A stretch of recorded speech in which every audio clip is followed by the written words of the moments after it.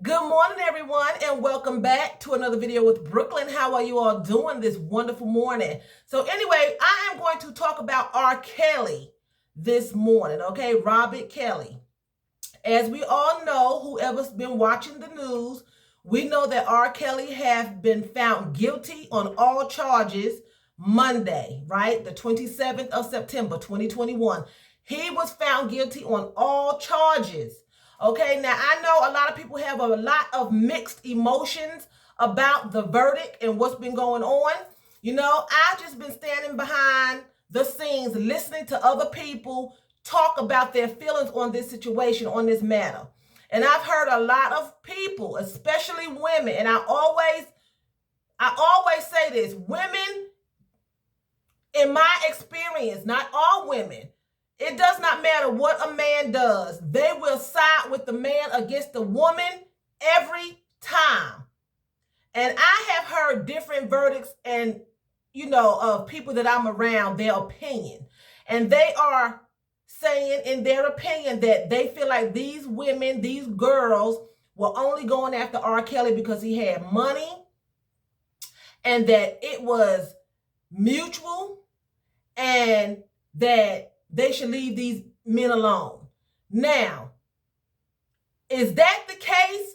Did they just want money? I'm sure a lot of these girls that were hanging around R. Kelly, he was a superstar, they thought that they would be in the limelight. No doubt about it. But at the end of the day, no one has the right to take advantage of someone, especially when they are of a younger age. Okay? That is manipulative behavior and is abuse. Even if their parents were behind it, pushing them to go with R. Kelly, even if their parents did not mind the agreement that was going on behind closed doors with their minor child and R. Kelly, it still does not give anyone the right to abuse anyone. And their parents should be held accountable as well. Now, we do have some people up here that's involved in the case who was of age. And they chose that path to be mistreated and abused, again, because it was R. Kelly. Okay? But again, at the end of the day, no one has the right to be abused. No one has the right to inflict abuse on someone. He was taken advantage himself as a child by a family member, his sister. I watched an article a few years back when this all started unraveling, and his brother, Robert's brother, was interviewed, and he said that himself,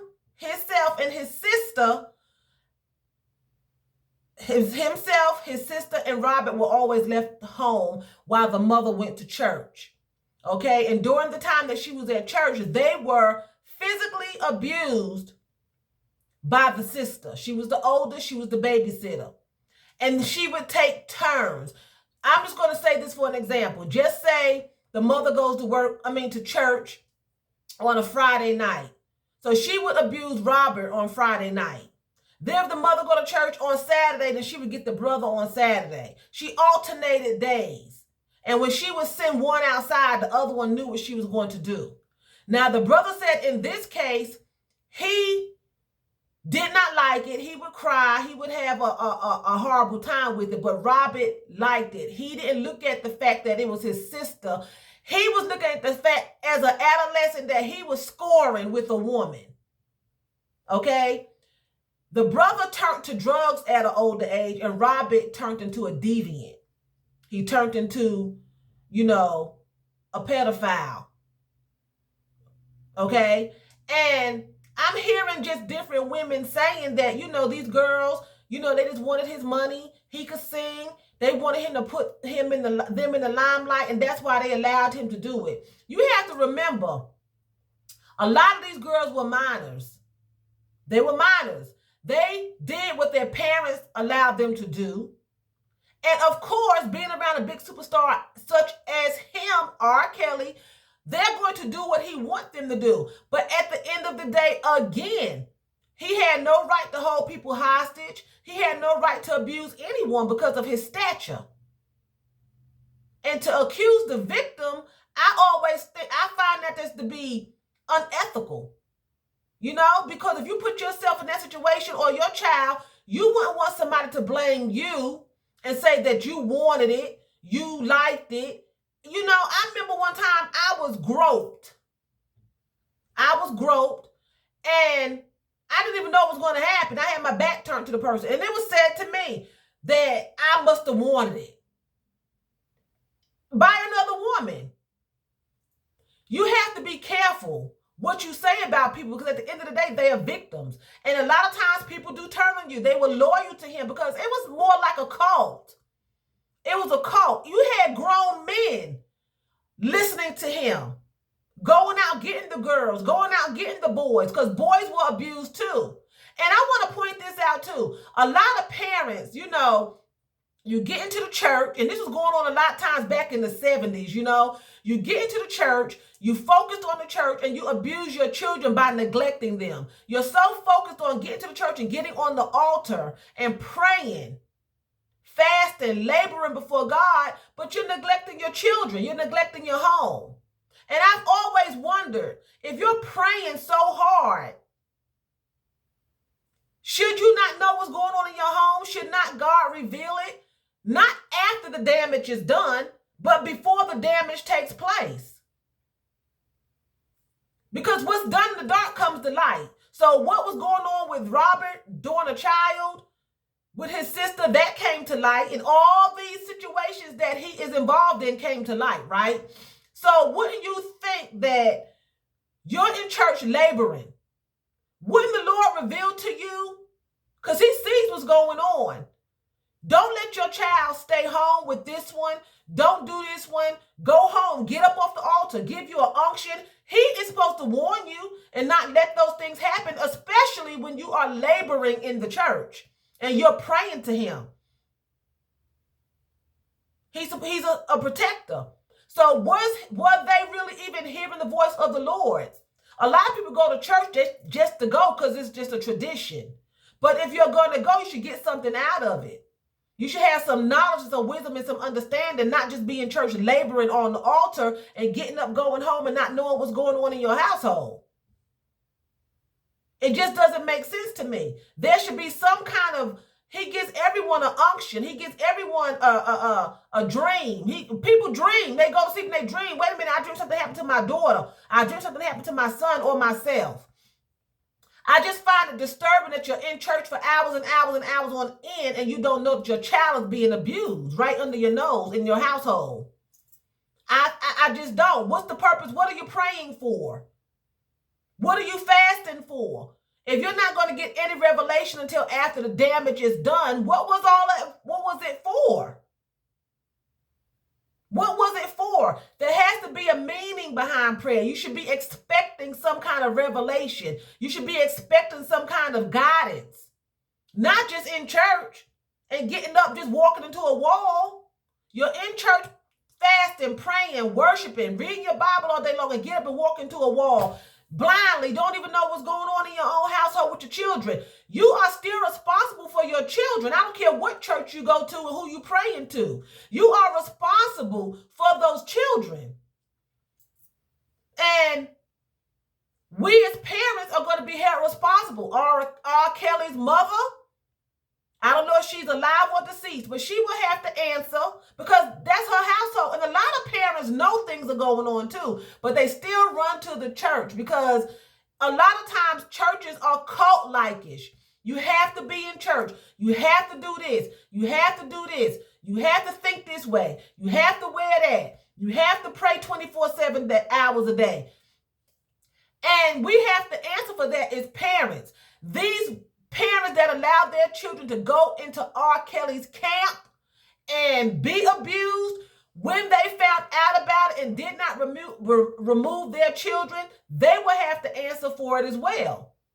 It doesn't just stop with him because he's going to prison for probably the rest of his life. It's not going to just stop with him. Everyone that was involved is going to have to answer. The children already face consequences. Even though they're older now, that were under his thumb, they already faced consequences because they were the ones being abused for whatever it was, whether they thought they were going to get money, fame, power. It doesn't matter. They already suffered consequences at the hands of this man. Okay? But what about the adults that were behind the scene that allowed them to go into that situation without checking the situation, knowing their children were under lock and key, did not go to the authorities and try to get their children out, did not go to the news? I mean, a lot of these people are saying that their parents let them go. One girl accused her parents of allowing her to do it for the money. You know? And as parents, they have to answer. So it doesn't just stop at him. It's a full-blown consequence for everyone. For everyone, because we do not know how these individuals will react in the future when they have children. I knew of a guy that I grew up with. He was molested, right, by his stepfather. He went through agony by his stepfather. Well, he grew up to be a pedophile. Because you don't know how someone will react. We will say, well, why would he do that? He know what happened to him, but it messes with your mental, your psychological. We don't know how people will react to abuse.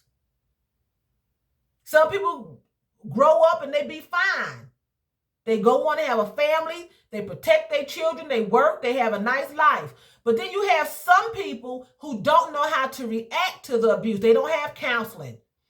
You know, they don't have the support of family and friends, right? And they grow up and they do the same behavior, and that's what happened to Robert. His sister abused him and his brother reacted with drugs, and Robert reacted with singing, and he reacted with abusing women and boys. That was his way of letting out his aggression and his frustration, and he picked up a spirit. Because he was open. When you're a child, you are vulnerable. Whatever goes in you, you're vulnerable. And it just grows like a seed and it's watered. She planted the seed. She planted that deviant spirit into her brother and it manifested full blown. You have to be careful what you take in and what you put out into people. You know?